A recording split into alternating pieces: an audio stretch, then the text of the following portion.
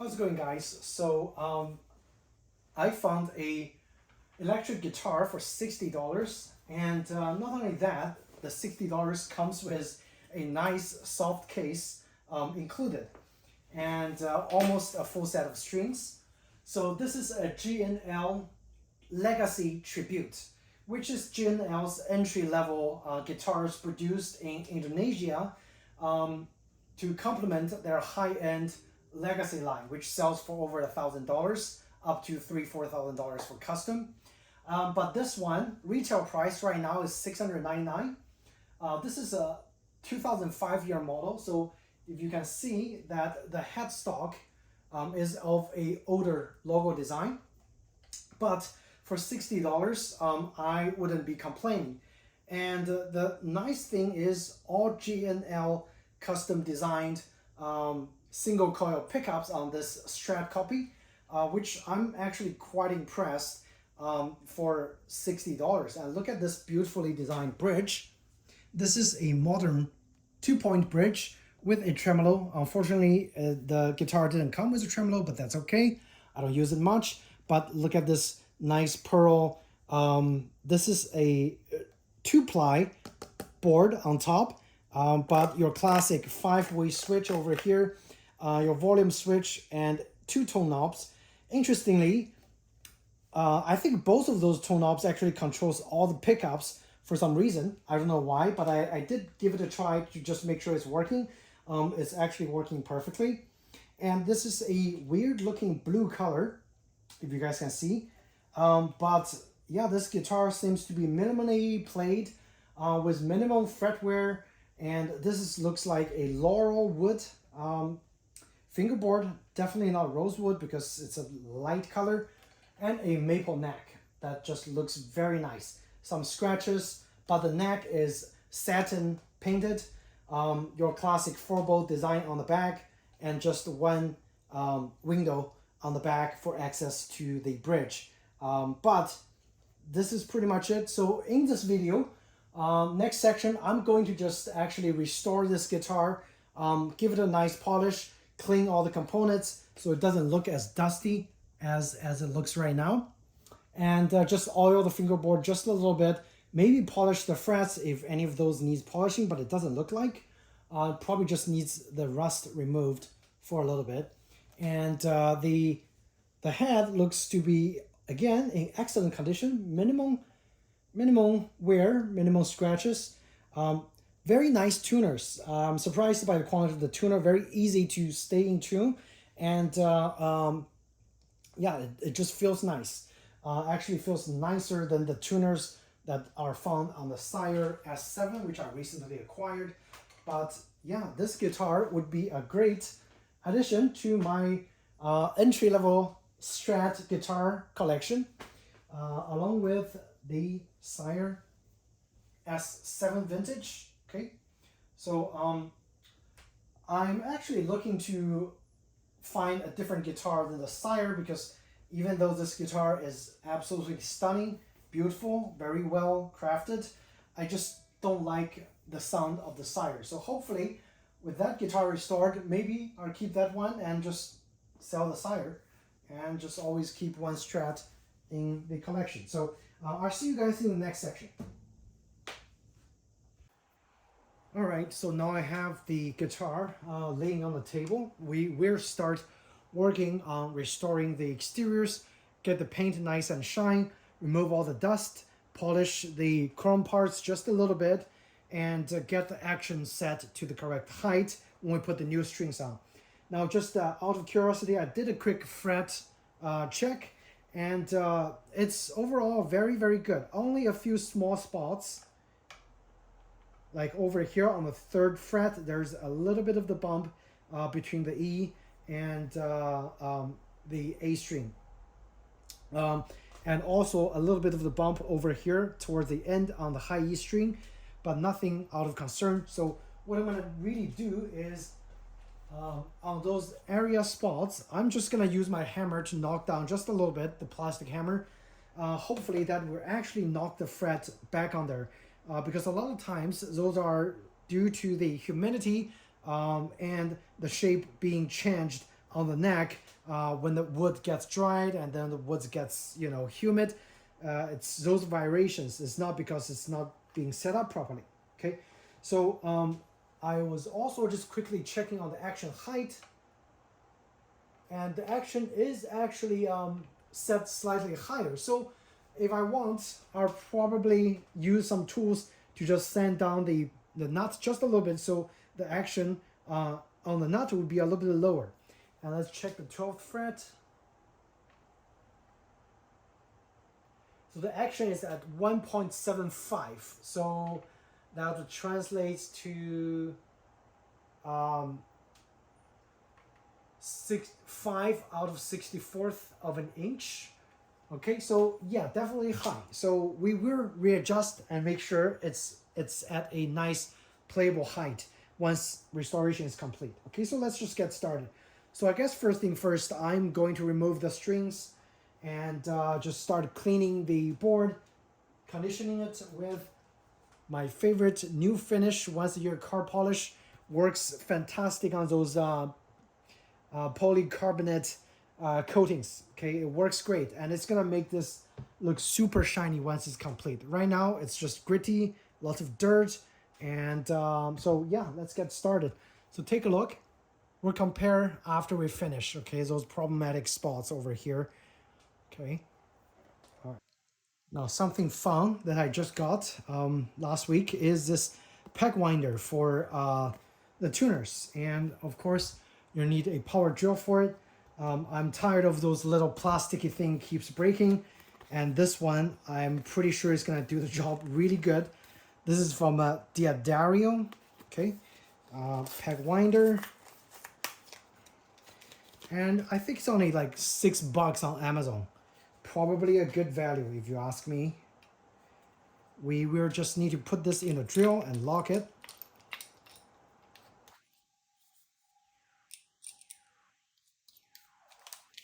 And then make sure if you're removing the tuners, of course, you're gonna turn, how do you say, clockwise. If you're tightening the tuners, don't tighten all the way, just tighten a little bit till there's tension, and then use your hand to tighten it, because this is gonna break the string if you tighten it, okay? So let's just remove all the strings first. Super quick. This is fantastic.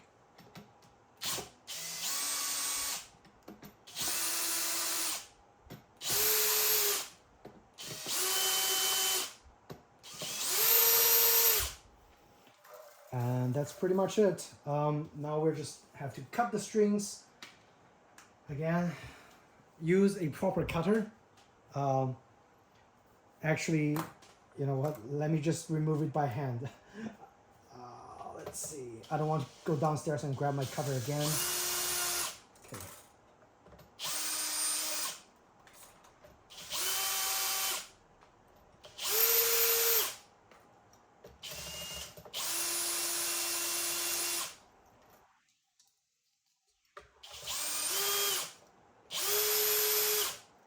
Super easy, okay?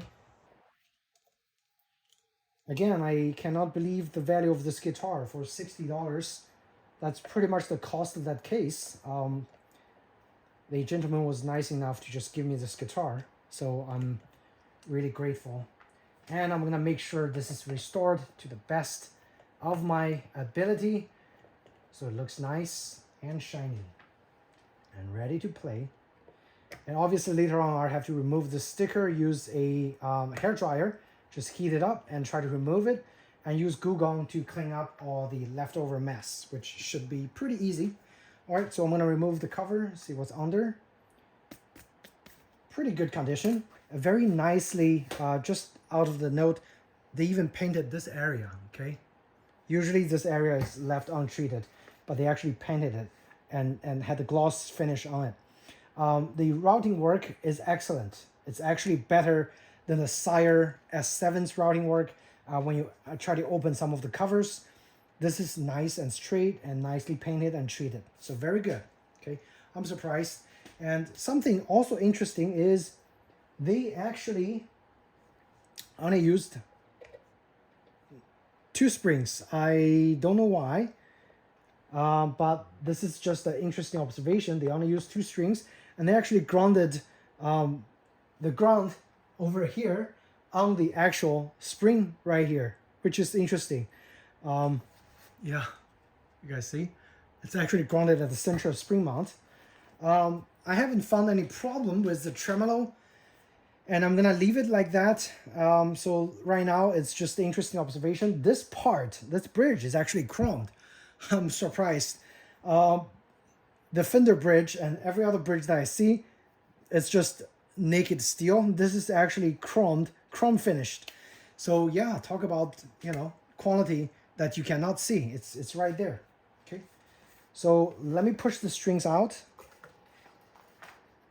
Definitely get a quality cutter, so things will be much easier. Yeah, like butter. All right, old strings out, and the front is exposed. Now is a perfect time to clean everything. Okay, just use whatever you prefer. For me, I usually just disinfect and then start applying the polishing and just get it polished really nice and shiny.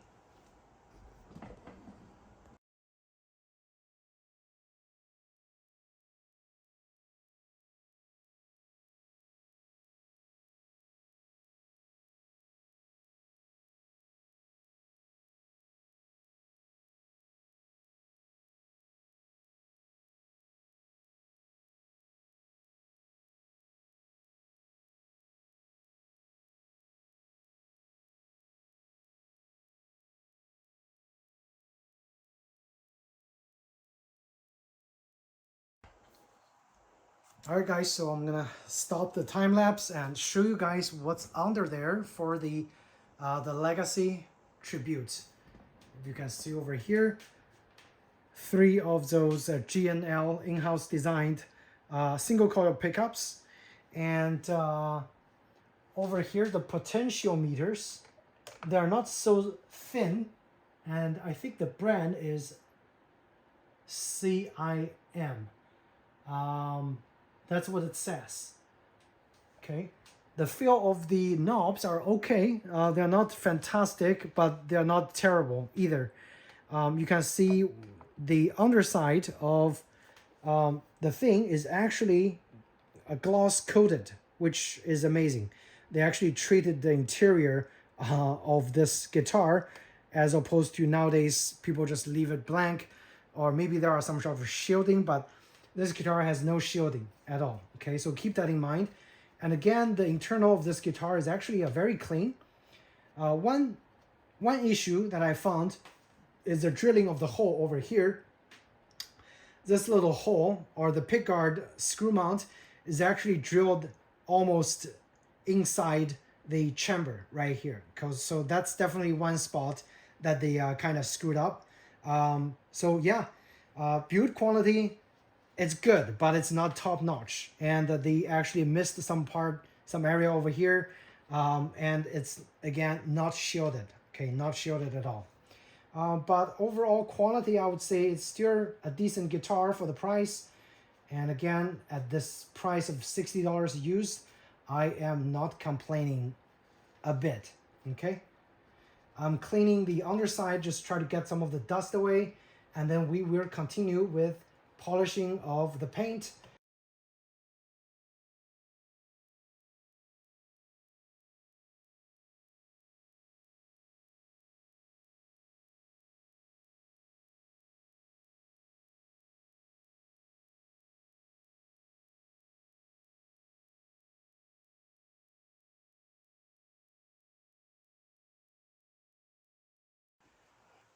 All right, guys, so far I just finished polishing the body, and it looks actually quite amazing after the polishing.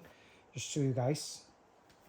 So this is the body, fully polished, and even the bridge saddles actually polished up quite nicely. Okay, I could probably just apply one more layer of polishing and just polish those bridges as well. But look at this. It's a beautiful guitar. Okay, All right, so if you guys are interested in the G&L, I would say the build quality is pretty good for the price, and you should go for it.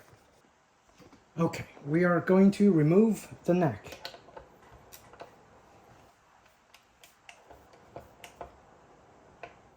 Obviously, this is the first time the neck has been removed. We're just taking a look at the construction quality of the neck, and this is the original color before it aged into this color after all those years. Okay, so I would say this aged maple color is actually looking much better than when it's brand new. All right, so I'll have to clean the area a little bit, and we'll flip the guitar over, take a look. This is the front of the guitar, and this is what it looks like. Okay, so not bad. And interestingly, they used a shimmer over here to kind of just align it. But nothing, you know, to take note of. It just looks like a standard bolt-on head socket. And there are no cracks, not like the fenders, which are very easily cracked around this area. For this guitar, all those years, there's no crack, which is good. All right, so we've finished inspecting all the parts. Now those tuners are very, very loose, like especially the E. We need to tighten the tuners before we put the new strings on there. But otherwise, you've already had a full look of the G&L Tribute Legacy. All right, I'm gonna put the neck back on, and we'll work on the tuners a little bit, and then we'll put on the strings and call it a day. Okay. All right, so neck is back on there. Doesn't look like there's any issues. So let's get the string tightened. All right, so I think the last thing left is for me to work on those frets. Okay, so I'm going to treat the whole board with tea tree oil. And this wood, the laurel wood, I think, it's a softer wood. It's not as dense as the rosewood. So whatever you put on here actually indeed does get absorbed into this wood. There's a little weird thing over here. I don't know what it is. Okay. Yeah. But it does, the oiling does revitalize the wood, give it the nutrient it needs to last longer and not crack. Take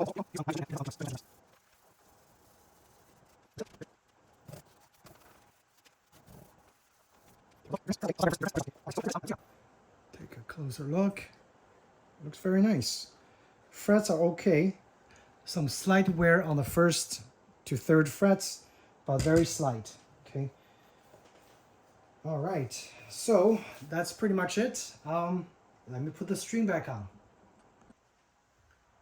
All right. So I'm pretty much done with the body and the fingerboard. Give you guys a look. Everything looks nice, including the tuners, polished, cleaned, and ready to go. Okay. This is a beautiful guitar, I have to say. Pretty well constructed. I did notice a few glue marks on the fret. So the fret is actually glued onto the board. When it comes time to replace those frets, you might need to take it to someone who really knows how to work with glued frets. Okay. Other than that, remember I mentioned that this little area is popping out just a little bit when I used the meter to check. Like ever so slightly. I'm just gonna try to knock this and see if it actually would fix the issue just a little bit, okay?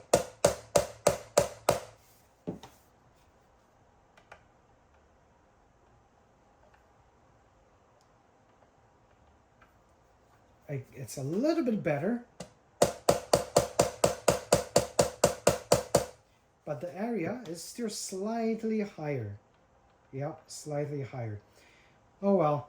I can polish this or sand this a little more, or just leave it as is, as long as the buzzing is not as terribly bad.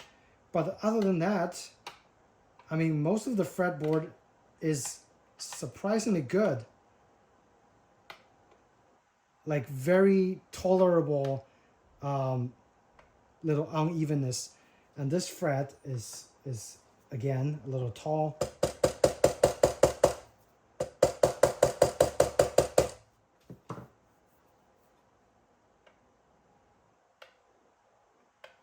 Still a little tall, but tolerable. Yeah, and no major issues. The bow, well, there's actually not much bowing when it's not under tension. So you definitely want to adjust the truss rod with a string already attached. That way you get the best experience possible for the amount of tolerance or allowance, which is 0.1 millimeter that you want to get with the string. Okay, so you definitely want the string to be attached when you're adjusting the truss rod. All right, so yeah, let me put on the new string and we'll start from there.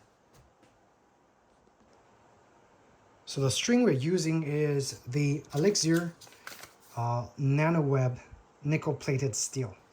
And so it's got a kind of plasticky coating on the top, prevents rust and makes gliding a little bit easier. And on the thinner strings, we have anti-rust plain steel. Okay, only on the thicker strings we have the coating. And I'll see you guys after I get the string installed, which is pretty similar to every other guitars. All right, guys, so we are at the absolute last step after I already stringed the guitar, is removing this super ugly sticker, okay? I tried to use the hair dryer to blow it and get the glue softened and try to remove it, but the glue just would not budge. This is like a super old sticker that's been on there forever, so we're gonna have to use our secret weapon, the Pro Power Goo Gone adhesive remover, and this is absolutely the best when it comes to remove all kinds of weird grease and sticky stuff. So yeah, I'm confident after this that nasty looking thing will be removed. Okay, so I'm just trying to set up a correct angle so when the Goo Gone gets applied, it doesn't flow everywhere, and we'll have a fairly good angle to have it just only flow onto here if by accident it actually does flow out. Okay, so I'm just going to go ahead and apply some. Actually, I'm going to try to just directly spray on top.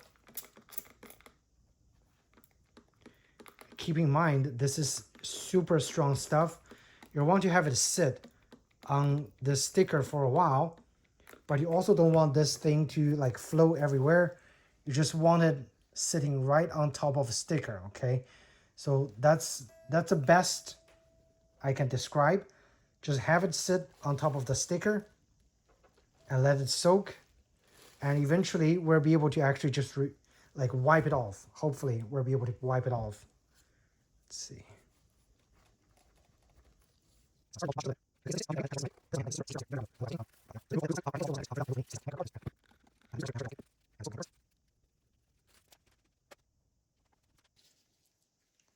So I just found the credit card. I'm going to go ahead and try to scrape it, use the credit card.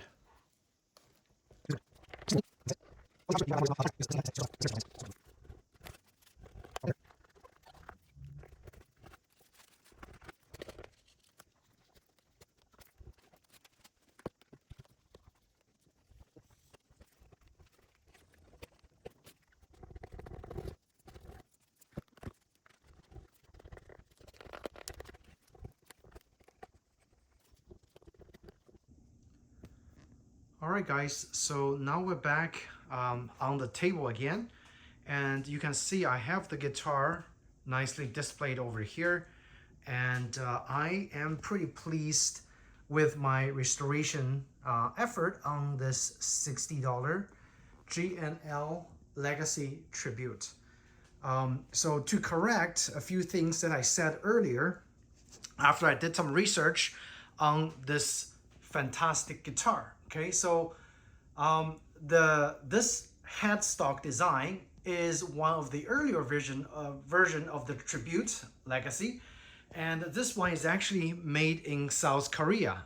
Shortly after the year it's being made in South Korea, which is around 2005, they have switched the production of the guitar to Indonesia, like many other guitar brands. So, and that's probably a reason why nowadays you rarely find any South Korean made guitars, because every guitar maker try to save costs and move their production to Indonesia. But I'm lucky because, again, one of the few models still made in South Korea. Those pickups, as I find out later, is actually USA made G&L in-house designed El Nico 5 single coil pickups, which they claim to try to capture the original vintage Strat tone as original, as true as possible. I did play the guitar after I finished with restoration, and it actually sounds very nice. So I'll do a demo at the end, but keep in mind I only started learning guitar about 4 months ago. It seems that my hobby is in guitar restoration more so than learning and playing guitar, but I will definitely give you guys a sound comparison of this guitar as well as the Sire S7 that I own. Okay, so very interesting. And also, as I mentioned earlier, the tone pods controls both of those pickups, or all of those pickups, which is correct because this is their I guess signature, which is called PTB control pods or PBT control pods, whatever it is. Basically, this controls the bass tone, and this controls the treble tone. Both of those combined together creates a signature tone for all those pickups. So instead of having one tone pod controls the neck and the bridge, and one pod controls the bridge, the neck and the middle, and one controls the bridge, this two pods controls all three simultaneously, which is interesting, and it kind of works similarly as to the Strat. It's just you can have a better fine tune of the bass and the treble on all those pickups. The downside is, of course, if you change tone on one, the other gets changed at the same time, as opposed to one pod only controls the top two, so you can have a dedicated bridge pod for the tone control all on the bridge. So that's a trade-off, but the plus side is you can have a better control of those tones. The fingerboard is actually Brazilian cherry fingerboard. So as I mentioned earlier, this looks like laurel or whatever, the kind of like a laurel wood that they use as a cheaper alternative to the rosewood, which the Brazilian cherry wood is also doing the same thing. This one have a slightly less density, more of the interesting texture over here. Let's try to change an angle a little bit. It does have a beautiful texture, and this one actually have a continuous texture with a little curve somewhere around here. But I'm not complaining. This board is very comfortable. It feels nice and soft and buttery, like on the fingers. So really no complaints there. Okay, so those are things that I said earlier that I want to make a correction of. And again, this bridge, I don't think any other company makes this kind of nice bridge with polished bridge on the back. Let's give you guys a look. Like nobody makes a polished bridge, even on the back. Okay, on this entry-level guitar, they did it, which I think is pretty amazing. Okay, and component-wise, it just feels high quality. And again, during the disassembly, we did find out that one of the screw hole is not drilled, or it's drilled too close to the edge. But other than that, they actually painted and gloss painted the interior, which makes the clean actually easier if you do get any dusting there, but I doubt about it.